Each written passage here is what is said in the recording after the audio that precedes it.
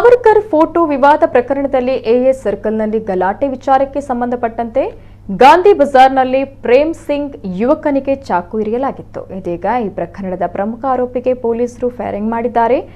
ಗಲಾಟೆ ಪ್ರಕರಣದ ಪ್ರಮುಖ ಆರೋಪಿ ಮಾರ್ನಮಿ ಬೈಲ್ನ ಜಬೀವುಲ್ಲಾ ಮೇಲೆ ಪೊಲೀಸರು ಫೈರಿಂಗ್ ಮಾಡಿರುವ ಘಟನೆ ಶಿವಮೊಗ್ಗದ ತೀರ್ಥಹಳ್ಳಿ ರಸ್ತೆಯಲ್ಲಿ ತಡರಾತ್ರಿ ನಡೆದಿದೆ. ತೀರ್ಥಹಳ್ಳಿ ರಸ್ತೆಯ ನಮೋಶಂಕರ ಲೇಔಟ್ನಲ್ಲಿ ಪೊಲೀಸರು ಫೈರಿಂಗ್ ನಡೆಸಿದ್ದಾರೆ. ಖಚಿತ ಮಾಹಿತಿಯ ಮೇರೆಗೆ ಜಬೀವುಲ್ಲಾ ಬಂಧನಕ್ಕೆ ಪೊಲೀಸರು ತೆರಳುತ್ತಾರೆ.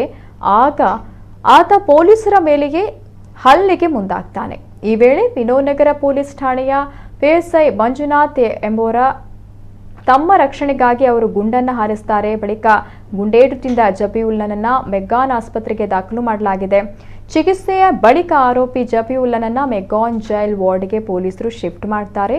ಚಾಕು ಇರಿತ ಪ್ರಕರಣ ಸಂಬಂಧ ಈಗಾಗಲೇ ದೊಡ್ಡಪೇಟೆ ಪೊಲೀಸರು ಇಬ್ಬರನ್ನ ಬಂಧಿಸಿದ್ದಾರೆ. ಶಿವಮೊಗ್ಗ ಜೆಸಿ ನಗರದ ನದೀಂ ಹಾಗೂ ಬುದ್ಧಾನಗರದ ಅಬ್ದುಲ್ ರೆಹಮಾನ್ನನ್ನ ಬಂಧಿಸಲಾಗಿದೆ. ಮತ್ತಿಬ್ಬರ ಬಂಧನಕ್ಕೆ ಪೊಲೀಸರಿಂದ ಕಾರ್ಯಾಚರಣೆ ಮುಂದುವರೆದಿದೆ.